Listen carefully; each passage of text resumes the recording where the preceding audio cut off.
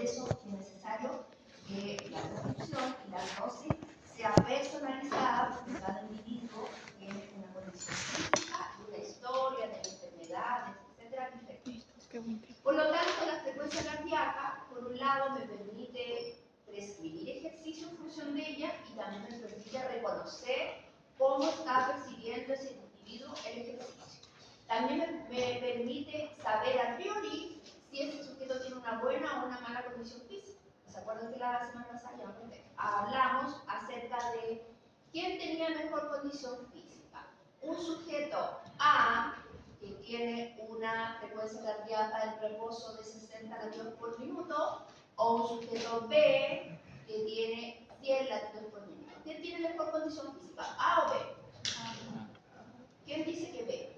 ¿O quién le parece que B? ¿O quién no entiende por qué A tiene mejor condición física que B? Ya. A tiene mejor condición física porque tiene un corazón más potente que con 60 latidos por minuto logra cubrir las demandas. En cambio B necesita que ese corazón lata 100 veces para cubrir las mismas demandas. ¿Ya? Entonces dijimos que teníamos en diferentes lugares donde podíamos evaluar el pulso o la frecuencia cardíaca, y estas, las más comunes, eran las asociadas a estructuras óseas rígidas, porque permite que cuando va pasando la sangre por el vaso yo pueda sentirlo, ¿ya? Haciendo presión contra la estructura rígida. En el caso, ese es el caso del pulso radial, pero también tengo una estructura que por su envergadura y su tamaño también permite que yo pueda contar las veces los latidos del corazón que produce como que retumba, ¿no es cierto?, en todos los vasos, y yo lo puedo observar o sentir, mejor dicho, en el sector del cuello, ¿ya? Relacionado, ¿no es cierto?, al pulso carotino. ¿Ya? No existe un lugar que siempre va a ser más expedito para sentirlo. Cada persona es diferente y hay algunas personas que se perciben muy bien en el pulso radial, pero hay otros que se perciben muy mal y que se perciben mejor en el pulso carotino, ¿ya? Por lo tanto, siempre es bueno experimentar cuando voy a tomar el pulso a un paciente en estas dos posiciones, para poder evaluar cuál es que se siente mejor y elegir ese como el lugar donde voy a tomar el pulso a este individuo. Tenemos tres pulsos: el basal, que es el que me tomo en la mañana cuando despierto, y solo es el único momento donde lo puedo tomar. Está el pulso en reposo, que se toma después de 5 a 10 minutos estando en posición sentado o tendido en algún decúbito. Y el entre ejercicio, que es el que se toma rápidamente para poder conocer cómo está recibiendo el ejercicio, cómo está recibiendo ese corazón el ejercicio que yo estoy haciendo, ¿ya? Entonces, para cada uno de ellos tenemos, antes de pasar a la presión, tenemos formas de tomarlo. En el caso del basal, que es el que me tomo en la mañana, lo tomo a minuto completo, porque tengo todo el tiempo del mundo para tomarlo.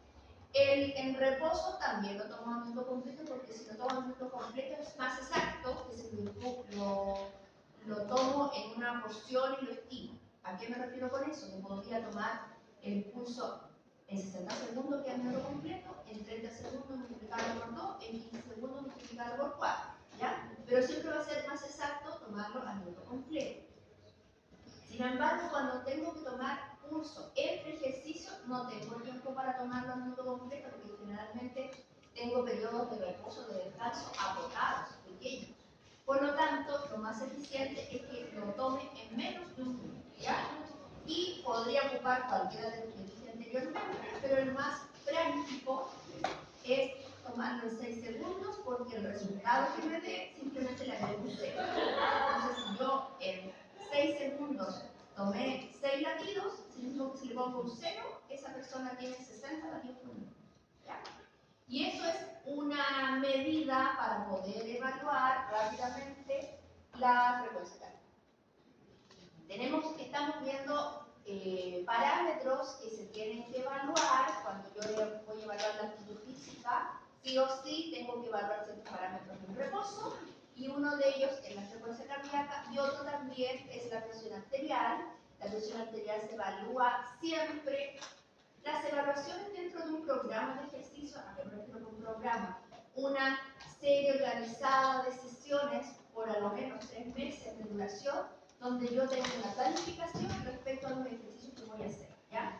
Siempre que yo ejecute un programa de ejercicio, voy a tener que hacer una evaluación previa, y ya vimos algunas cosas para que nos servían las evaluaciones previas. A ver, el señor que llegó último, ¿para qué nos sirven las evaluaciones? Y hacer una evaluación prueba, por ejemplo, al inicio de un programa, ¿para qué nos servirá? Para ver si tiene problemas respiratorios. No solamente respiratoria, a ver, una pregunta un poco más completa. Lo vimos la semana pasada como objetivos de las evaluaciones. ¿Cuáles son los objetivos? ¿Por qué yo evalúo? Para saber el estado físico, para conocer las conductas de entrada. Y además yo así puedo programar, si estoy con un sujeto que tiene buena condición física, por lo tanto voy a planificar un programa un poquito más exigente, y si tengo un individuo que tiene una mala condición física, entonces a lo mejor voy a bajar un poco la exigencia y voy a adecuar ese programa a esas conductas de entrada del individuo. ¿Para qué me sirve? Para ver cómo afecta el programa al paciente, si es de manera positiva o negativa. ¿Quién habló? Súper. Súper importante que yo evalúe, porque si no, no tengo ningún parámetro para saber si fue eficiente ese programa para ese individuo o no. Si no evalúo el comienzo, ya perdí, porque el único momento en que estaba el paciente antes de recibir la intervención, antes de recibir el medicamento, que es el ejercicio, era al inicio, porque ya después del inicio ya empezó a recibir el medicamento, por lo tanto ya tiene que haber generado algunos cambios. Entonces es súper importante hacer una evaluación al inicio, y cuando yo hago evaluaciones, estas evaluaciones van a ser de dos tipos: evaluaciones que son en reposo, como lo que estamos viendo ahora, y también van a ser evaluaciones de la condición física, porque tanto las evaluaciones en reposo, que hablan de la condición fisiológica del individuo, y las evaluaciones de la condición física, que también hablan del nivel de fitness del individuo, me van a permitir establecer conductas de entrada y medir si fue eficiente o no el programa cuando ya lo haya terminado. ¿Por qué me fui en esa historia? Porque la presión arterial, al igual que la frecuencia cardíaca, sí o sí se evalúan siempre al inicio del programa. Nosotros podemos hacer evaluaciones rápidamente. Después, la próxima pregunta es para usted. Siempre lo hago al inicio del programa. Puedo hacer un retest a mitad del programa, y sí o sí al final, porque voy a comparar si el programa fue efectivo o no. Sin embargo, la presión arterial entonces se tomaría, y la frecuencia cardíaca se tomaría una vez al inicio del programa. Sin embargo, como la frecuencia cardíaca va a ser una forma que yo tengo de evaluar cómo está recibiendo el ejercicio, lo más probable es que todas las sesiones le voy a estar evaluando la frecuencia cardíaca. Si yo no tengo un paciente hipertenso, o que tenga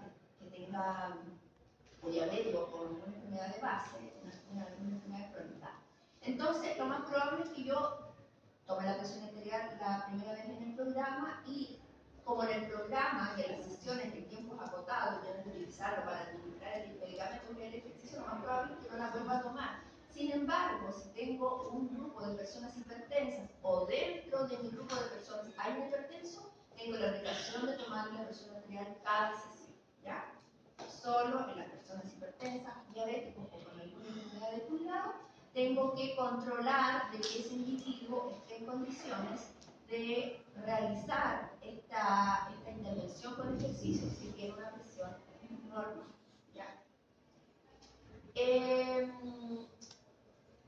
La fuerza que ejerce, la definición, ¿no es cierto?, de la presión arterial, que ustedes la conocen, saben que tiene una presión sistólica y una diastólica, que la sistólica es la máxima y la diastólica es la mínima, y que tenemos muchos instrumentos para tomarla. Algunos son más exactos. ¿Cuál es el más exacto de esos tres?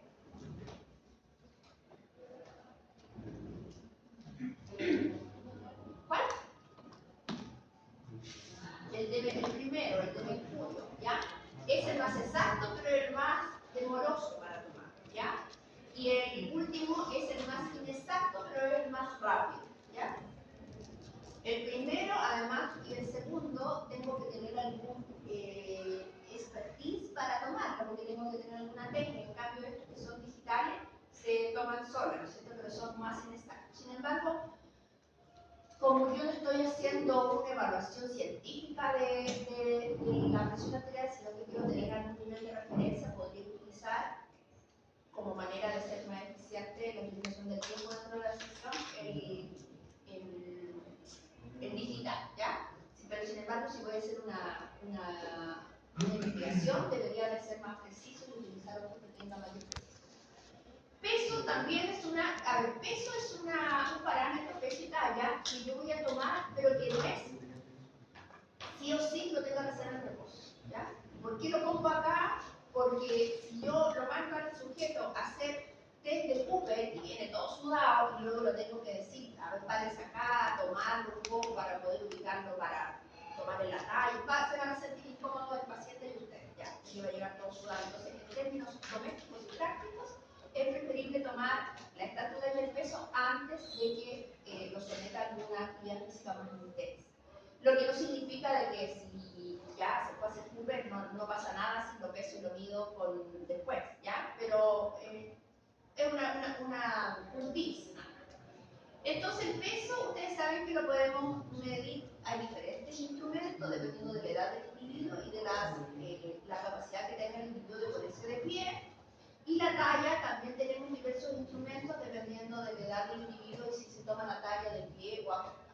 Como nosotros, la mayoría de los pacientes que vamos, o sea, todos los pacientes que vamos a someter a un programa de ejercicio físico, pues un 99% son adultos o niños que pueden ponerse de pie, entonces hay que tener clara de que cuando la evaluación del peso es como fácil, ¿no es cierto? O la más compleja es la que tiene una balanza donde tengo que ajustar los kilos y los gramos. Sin embargo, las más comunes son las balanzas de piso, ¿no es cierto? Y no hay mayor complicación con evaluar el peso.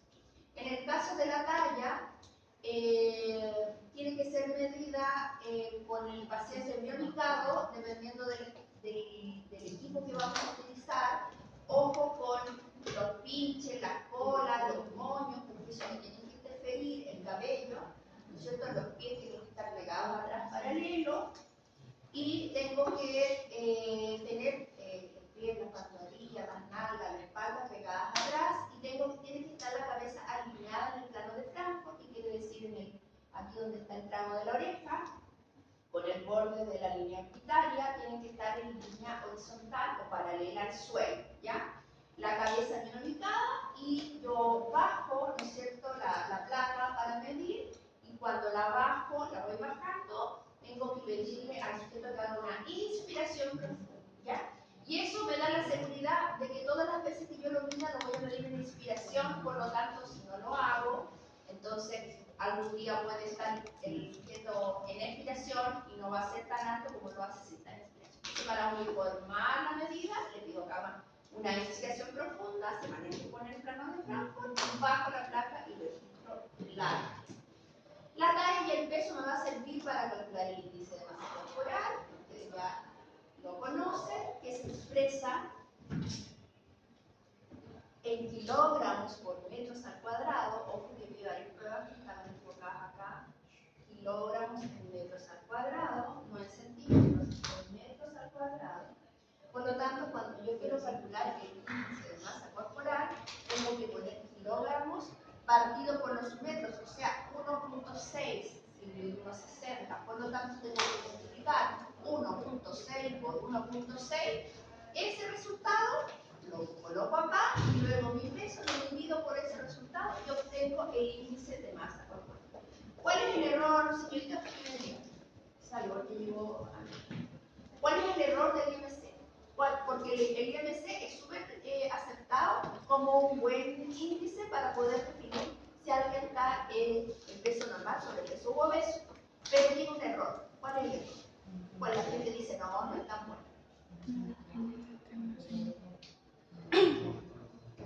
O es bueno.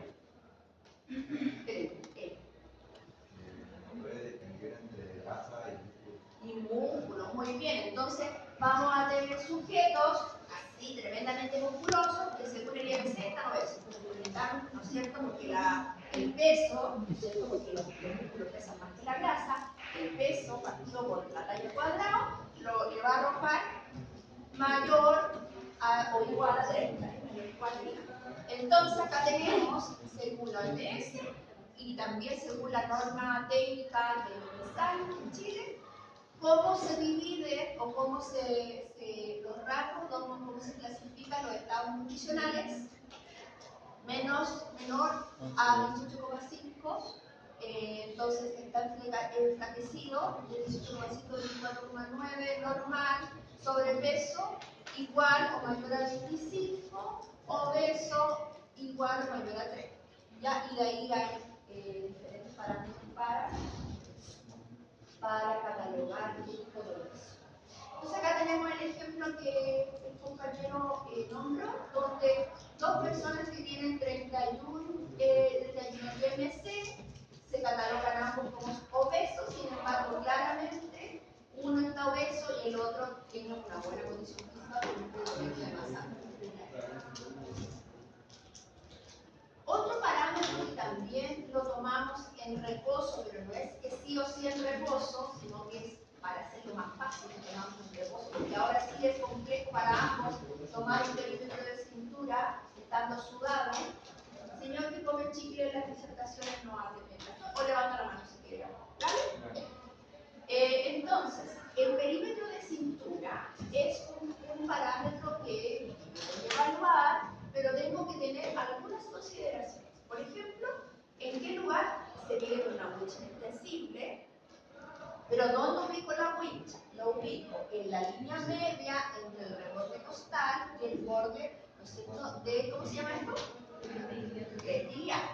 Entonces, esa distancia pongo el punto medio y ahí mido el perímetro de cintura. Ojo que el perímetro de cintura por sí solo me puede predecir si yo estoy expuesto a tener algún evento cardiovascular.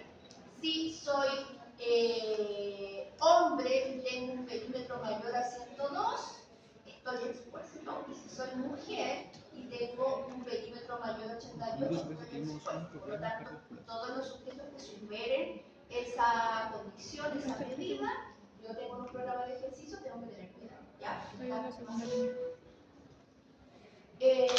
Ojo que cuando mido el perímetro de cintura, no solamente ubicar ese lugar como tips, tengo que, generalmente cuando se mide, uno se pone por delante del paciente y lo mide, baja la wincha, pero siempre hay que colocarlo de costado para evaluar de que la wincha de atrás, la cinta, no esté más arriba o más abajo del punto que por delante se ve perfecto, pero por atrás puede estar elevado o descendido y me va a dar un perímetro errado, ¿ya?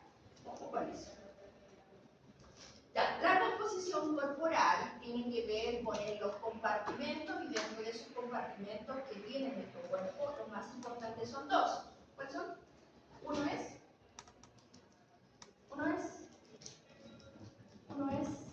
composición corporal. ¿Cuál es de los más? Son dos importantes, pero me interesan a mí. Señor,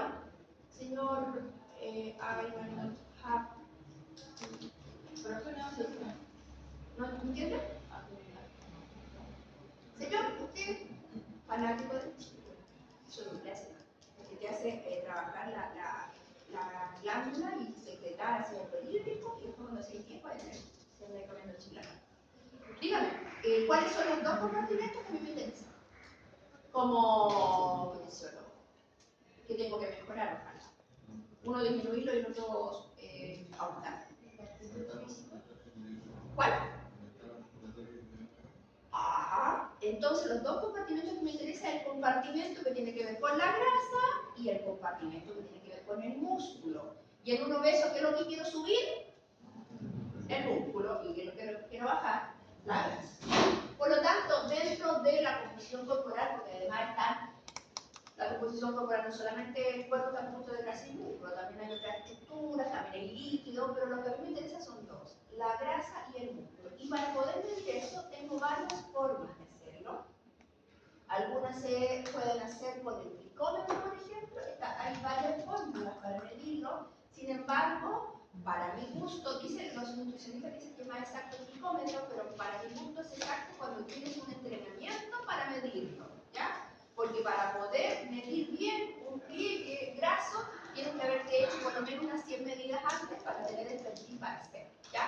Sin embargo, si ocupo un impedanciómetro o un bioimpedanciómetro, que es este, simplemente tengo que saber manipular el equipo y eso me demoro 5 minutos en hacer. ¿Ya? Lo que hace el impedanciómetro es emitir desde un electrodo al otro una corriente eléctrica donde la grasa no tenga resistencia. Mientras más grasa tengo, más resistencia lo pone y esto lo registra el equipo, por lo tanto puedo predecir la cantidad de grasa que tengo en el equipo. Estos bioimpedanciómetros además son capaces, los más modernos, de calcular agua y los otros componentes también, músculo, por supuesto. Entonces, y este que calcula de mi cuerpo es el más eficiente porque alguna vez conversamos, me parece, que si yo era esa persona que predominaba la masa grasa del sector superior, entonces si yo me tomo este, que solamente hace el arco acá, pues iba a tener un porcentaje de grasa más alto que si me lo tomo con este, porque este me va a tomar la mitad. Y lo mismo para las personas que tienen predominio de grasa de la cintura hacia abajo, si se toman el de la balanza, donde solamente el arco se hace en los miembros inferiores, y va a salir más alto, y si me lo tomo con este me va a salir más bajo, porque acá no tengo tanta grasa, sino la tengo de la cintura hacia abajo. Entonces, y tomo el cuerpo, y tomo la referencia, independiente de la distribución que tenga, va a ser más fidedigno. En la norma técnica de Chile no tenemos una referencia en cuanto a la cantidad de grasa para que sea normal en hombres y mujeres y según la edad. Sin embargo, lo que no utilizamos son los parámetros que trae los equipos, parámetros que usamos en el equipo que tenemos. ¿Dudas hasta acá? Ya. Entonces, ya hablamos de las evaluaciones, de por qué son importantes las evaluaciones. ¿Por qué son importantes las evaluaciones, señoritas, que tengo al final? ¿Por qué es importante evaluar? Mira, otro que le va a ayudar a la cosa.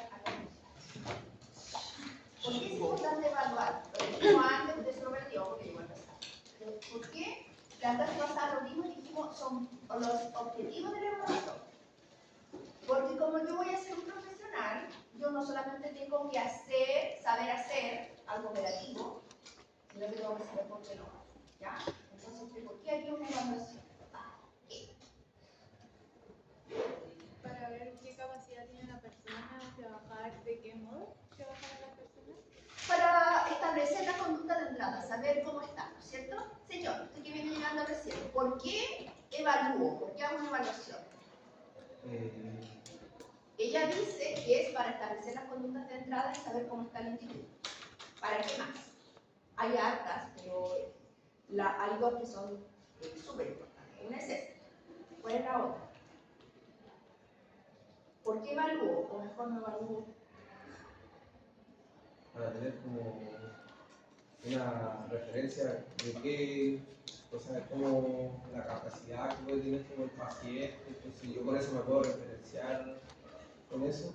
Para, es lo mismo que dijo ella, por establecer las conductas de entrada de cómo está. Señor, usted también llegó tarde, no tan tarde. ¿Para qué otra cosa más nos sirve evaluar? Ellos dicen para conocer y tener una referencia de cómo llegó. ¿Para qué más?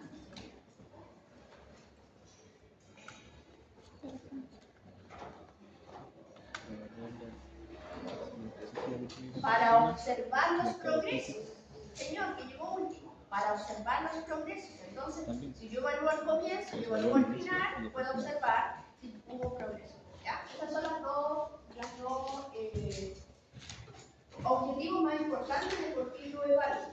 Entonces, dentro de las evaluaciones, yo tengo evaluaciones de la actitud física para estar sano.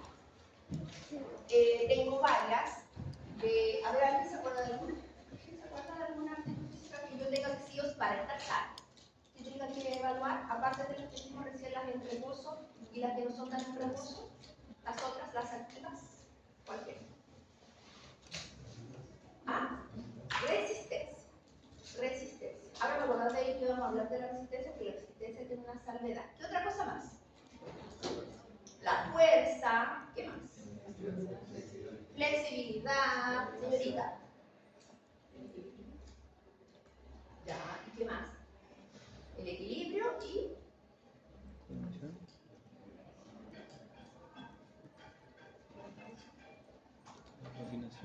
el isoplano. potencia, coordinación. coordinación. Ya, entonces,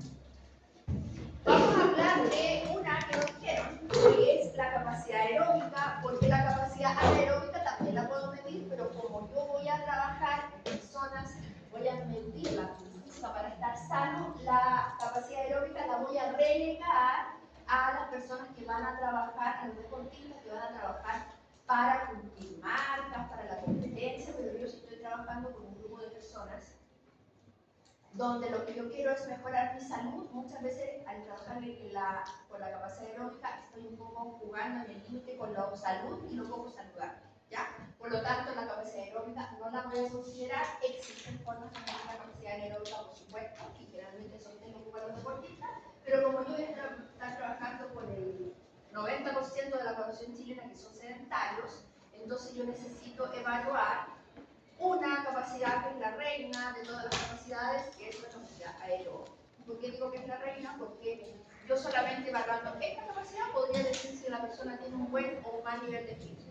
No significa que no sea importante la coordinación, el equilibrio, la fuerza, la resistencia, pero solo con esa ya estoy bien. Las otras no son tan importantes en consideración a nivel de fitness, porque nosotros vamos a ver que un adulto mayor es más importante tener un buen equilibrio que tener una buena capacidad aeróbica, porque yo creo que el adulto mayor no se caiga, porque si se cae se va a fracturar y seguramente se va a caer un cambio y se va a dar mal.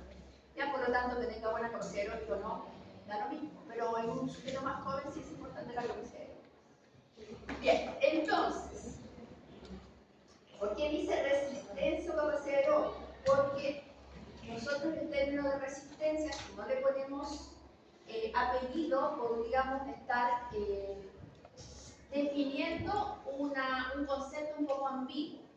Fíjense que la definición de resistencia dice que es la capacidad física que permite soportar y mantener un esfuerzo físico durante un tiempo prolongado, retardando al máximo los efectos de la fatiga. Ya, la capacidad aeróbica, puedo mantener un esfuerzo por un tiempo prolongado. Pero yo tengo tipos de resistencia, porque por ejemplo yo tengo una resistencia local, cuando trabajamos una parte del cuerpo que la mantengo en un esfuerzo prolongado tratando de evitar la fatiga. Y tengo una general donde el esfuerzo supone muchos elementos. Por ejemplo, si yo estoy haciendo el test de Cooper, estoy trotando, estoy trabajando la resistencia general. Pero si estoy haciendo abdominales hasta que no pueda hacer más, estoy haciendo una resistencia local, ¿ya? Cuando yo trabajo la resistencia general, está asociada a la resistencia aeróbica, porque existen dos tipos de resistencia, por eso le dije que vamos a hablar de resistencia, porque existe una resistencia apellido aeróbica y existe una resistencia apellido muscular. La resistencia aeróbica tiene que ver con mi capacidad cardiorrespiratoria, ¿ya? Porque el hecho de que yo pueda mantenerme corriendo hasta que no me dé más tiene relación, por supuesto, con todos mis segmentos, pero también, principalmente, con mi aparato respiratorio y cardíaco, ¿ya? Porque si no hay una buena coordinación entre ellos dos, mi resistencia cardiovascular, cardiorrespiratoria o aeróbica seguramente va a ser mala. En cambio, la resistencia muscular se asocia a la capacidad que tiene un segmento o grupos musculares específicos, que no pasa tanto, siempre va a pasar por la capacidad del corazón y de la respiración, porque cada vez que hago ejercicio voy a utilizar ambos sistemas, pero es más localizado. Por ejemplo, si yo le digo, voy a evaluar cuántos abdominales hace hasta que no pueda hacer más, esta es resistencia muscular, es algo localizado.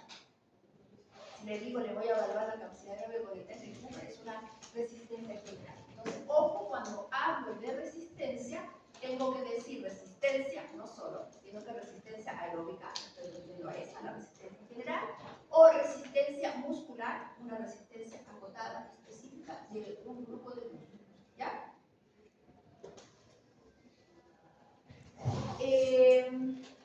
Hay formas de trabajar y principalmente lo puedo ejemplificar cuando hablo de la resistencia muscular. Si yo lo que quiero hacer son esfuerzos prolongados, pero esos esfuerzos prolongados los podría ser de manera estática o dinámica, porque si yo hago una plancha, estoy haciendo un esfuerzo prolongado, estático o dinámico.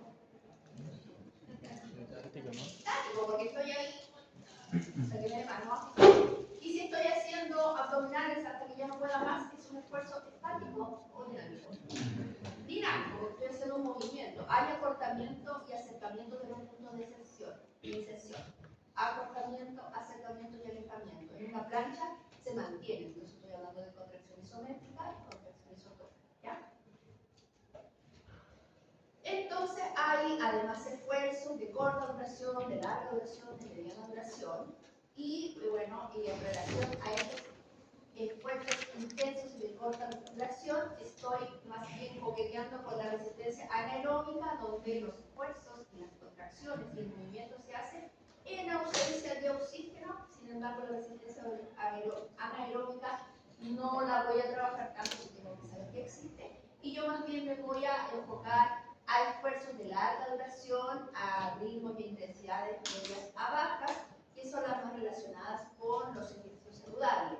Sin embargo, cada vez más entra el trabajo anaeróbico relacionado con fuerza que no llega a ser tan intensa para decir que el ejercicio lo hagamos hacer oxígeno, pero igual es fuerza. Entonces, la capacidad aeróbica funcional, lo que yo mido cuando quiero medir la capacidad aeróbica, lo que mido es un concepto que se llama consumo máximo de oxígeno o volumen máximo de oxígeno, que se abrevia así, VO2 max, ¿ya? Y hay diferentes pruebas para medir el VO2 max. Y este VO2 max me va a poder definir si alguien tiene una buena o una mala capacidad cardiorrespiratoria o capacidad aeróbica. Entonces, el volumen máximo de oxígeno es la cantidad de oxígeno, el volumen de oxígeno que yo puedo inspirar, absorber, movilizar, ¿no es cierto?, y ser absorbido por todas mis estructuras por kilogramo de peso por minuto. Se puede expresar con esas unidades o también se puede expresar en litros por minuto si lo multiplico por el peso, ¿ya? Y por lo tanto, en este consumo máximo de oxígeno interviene el aparato respiratorio y el aparato cardiovascular. Entonces, como definición, el VO2 max es el consumo máximo de oxígeno, es la mayor cantidad de oxígeno que un individuo puede utilizar durante un trabajo físico respirando aire atmosférico, ¿ya? Cantidad de oxígeno que un individuo puede utilizar. Para poder utilizarlo tengo que ingresarlo, movilizarlo y absorberlo desde las estructuras para poder utilizarlo, para que lo utilice el músculo. Entonces, hay otras definiciones como la cantidad de oxígeno que está aportado en la sangre, y se puede expresar también en litros por minuto o en ml kilogramo minuto. ml partido por o kilogramo a la menos 1 por minuto a la menos 1 o partido por kilogramo partido por minuto. ¿Ya? Entonces, al realizar un ejercicio, ¿qué va a pasar? Si yo empiezo a realizar un ejercicio de menos a más, ¿qué le va a pasar a mi corazón? ¿Qué le va a pasar a mi corazón si empiezo a hacer ejercicio? Se va a empezar a acelerar. ¿Qué le va a pasar a mis músculos? Usted también. ¿Ah? Claro, van a empezar a decir, ¿por qué necesito, señorita? ¿Por qué necesito que los músculos se llenen más de sangre? ¿Para qué cree usted?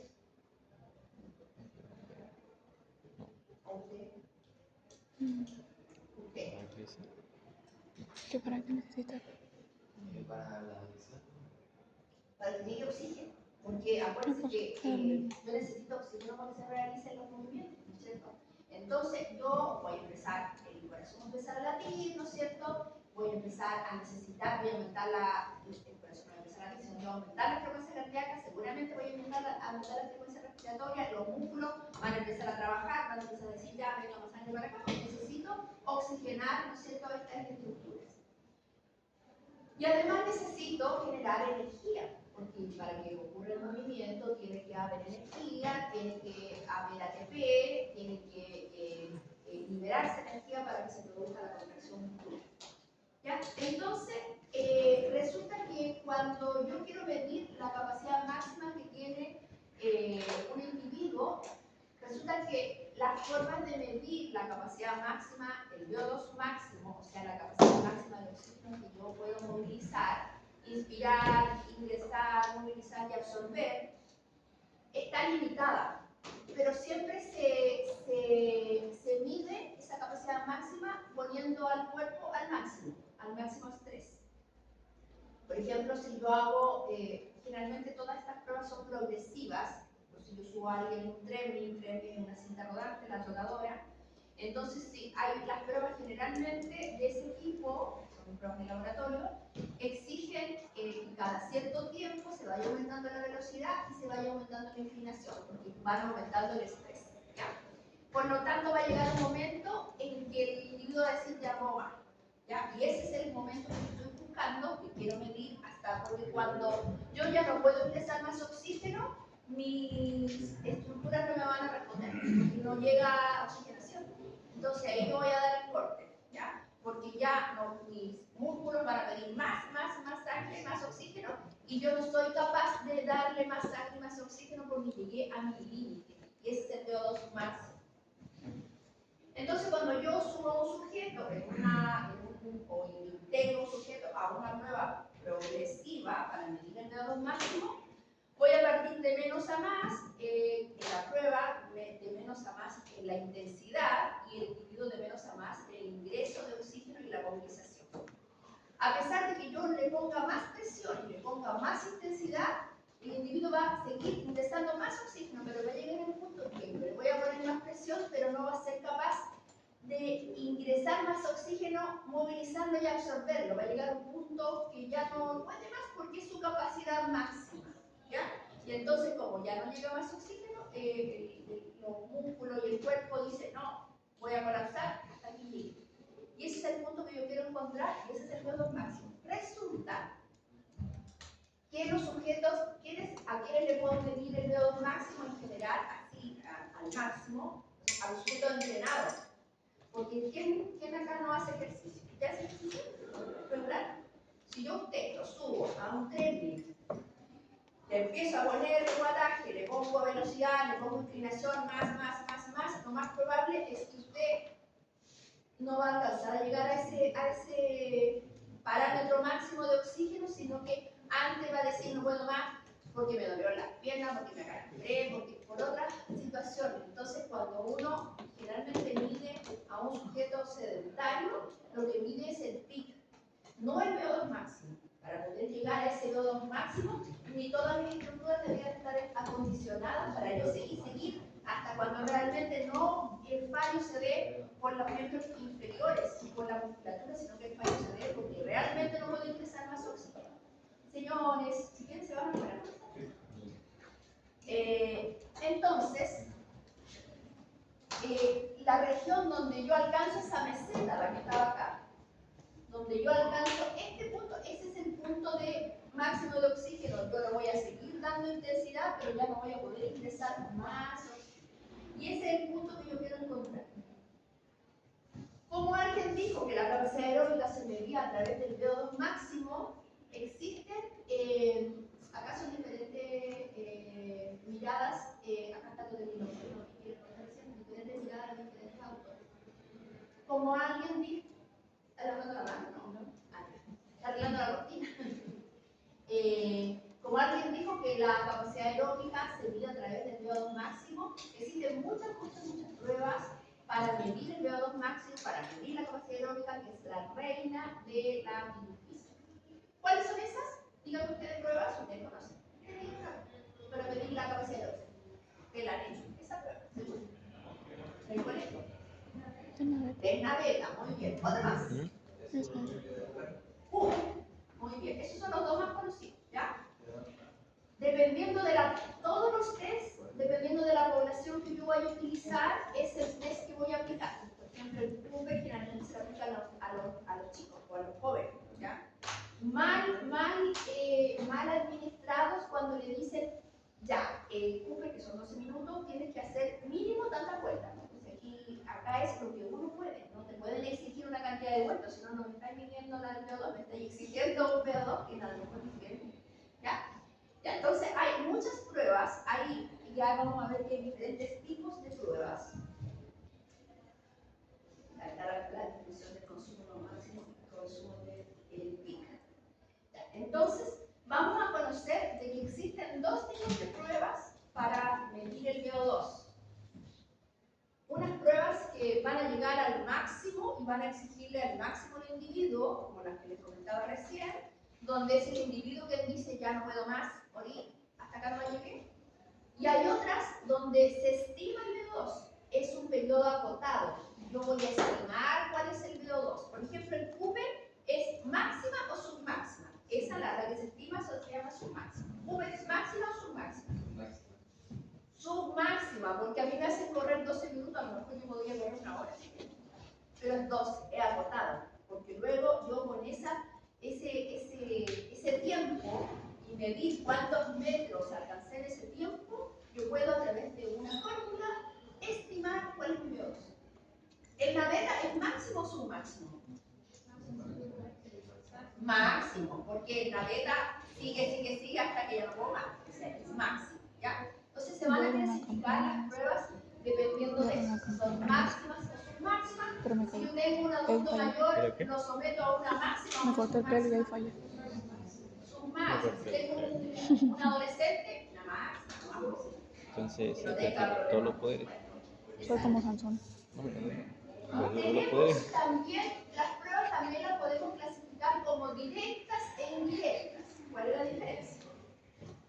En que las directas son las más fidedignas, porque yo le voy a poner esta máscara que va a estar relacionada con un equipo, con personas adiestradas que manejan el tema, y entonces voy a hacer estas pruebas, finalmente esas son máximas, como lo contaba recién, y por qué es directa, porque yo voy a medir, esta máquina permite medir el oxígeno que yo inspiro cada vez que hago una inspiración, mide el volumen de oxígeno directamente. Entonces, esta es la más fidedigna. Mide el CO2 y mide el CO2.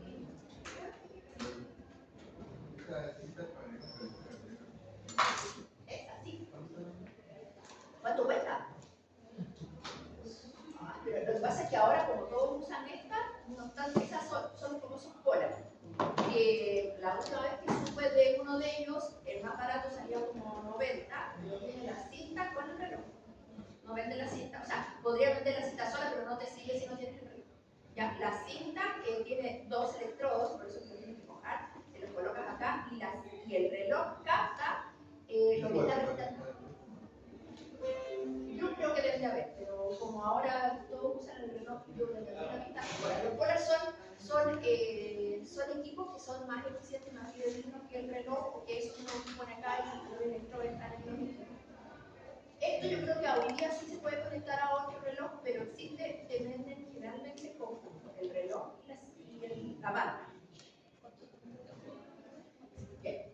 Entonces, ese es directo porque está midiendo directamente el oxígeno que yo estoy ingresando. Y ahí no tengo equivocación. En cambio, tengo otros test que son indirectos, porque yo no estoy midiendo el gas. Por ejemplo, también se clasifican entre campo y de laboratorio. El de laboratorio es el test que necesito un equipamiento, personas muy entrenadas, ¿no es cierto?, para ejecutarlo, es 1:1. En cambio, los test de campo no necesito mayor equipamiento, no necesito mayor instrucción porque siempre son muy fáciles de tomar y son masivos, puedo tomarle a 10 si quiero a la vez, ¿ya? Máximo, submáximo, directo, indirecto, laboratorio, campo. Diferentes tipos de pruebas, ¿ya? El Cooper es directo o indirecto. Cooper, directo o indirecto. Indirecto. De los conos que no estoy aquí, yo aquí. Aquí sí te quedo. no mido directo. Es máximo o submáximo. Submáximo. Submáximo. El de laboratorio de campo. Campo. Muy bien. Laboratorio, directo o indirecto. Directo o indirecto. ¿Dónde está la mascarilla?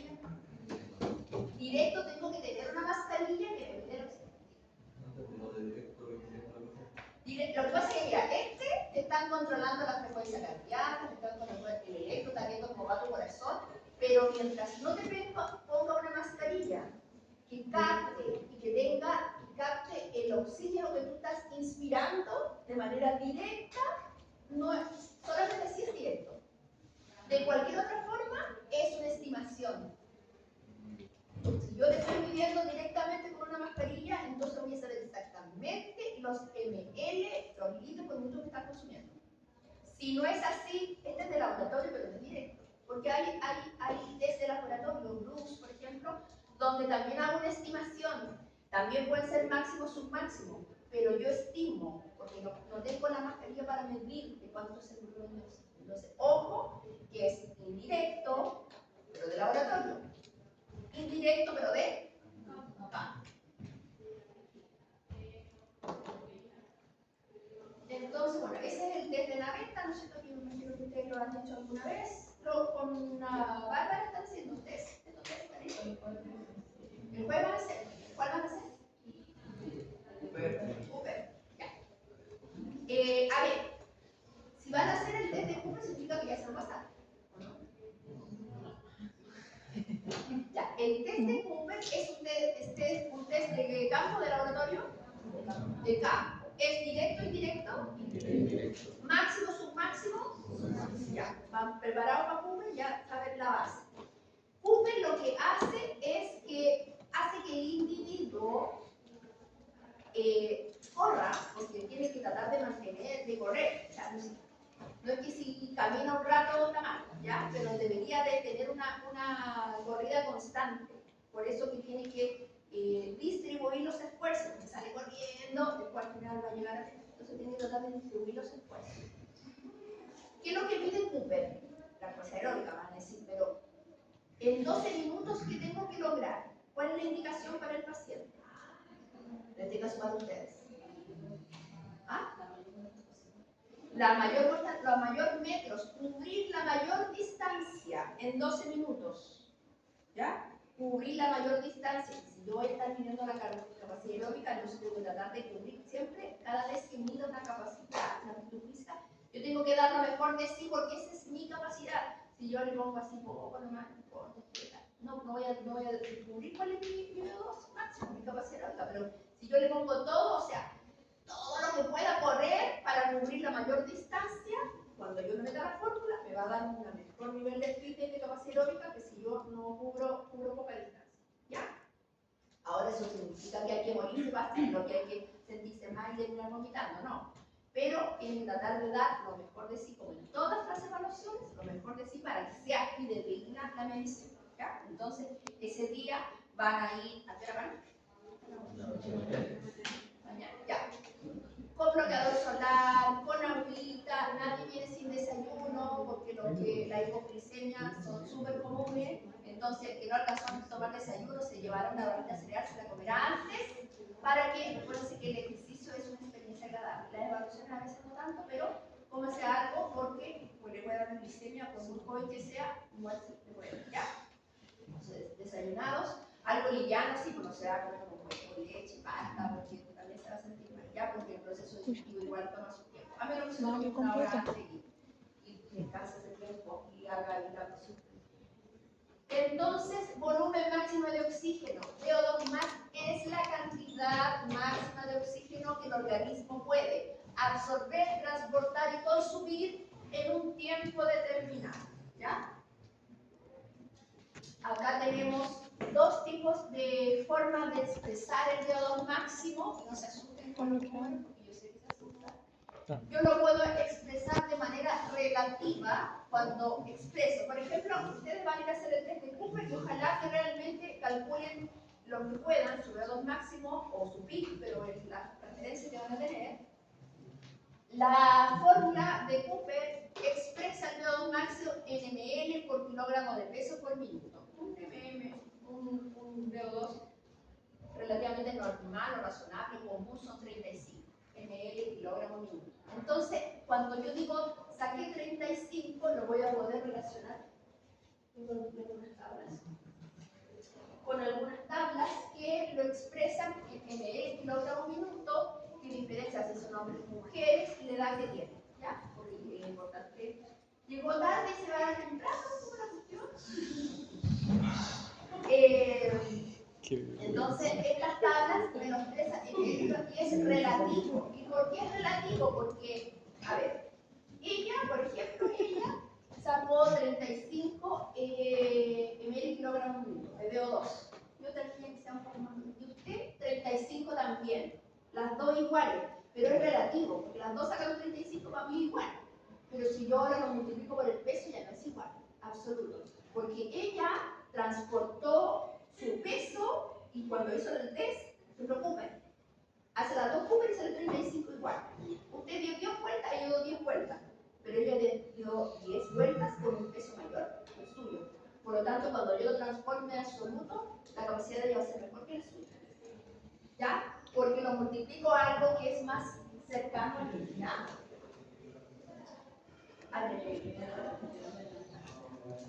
Entonces, el relativo es ese.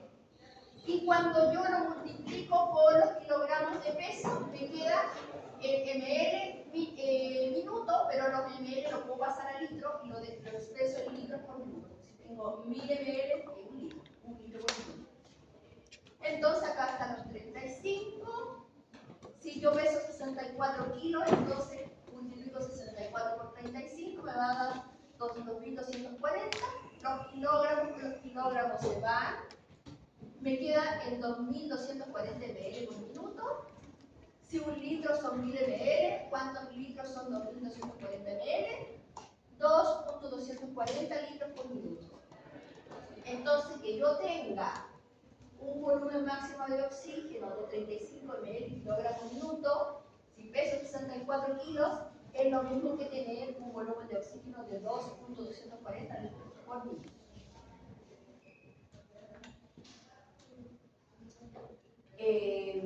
Cuando les comenté que estoy terminando, los test, el Bruce es un test de resistencia máxima, es un test de laboratorio, lo podría utilizar para medirlo de forma directa o indirecta, ya si lo mido de forma directa, mascarilla, mido cuántos litros consumo. Si lo mido de forma indirecta, hago un cálculo y lo meto en la fórmula de Bruce. Este es un test máximo donde parto con una inclinación de 10 y cada 3 minutos mantengo una velocidad que voy a ir aumentando, velocidad e inclinación hasta que el individuo diga que no doy más. ¿Ya? Este es un test máximo que el individuo define cuando termina.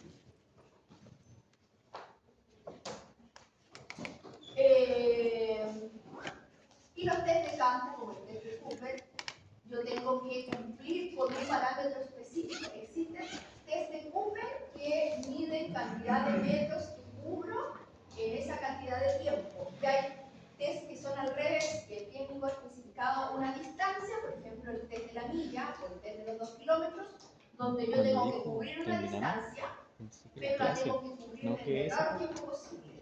También es una estimación, porque tiene un inicio y un fin. El fin no lo pongo yo, lo pone la prueba. A ver, ¿qué dijo?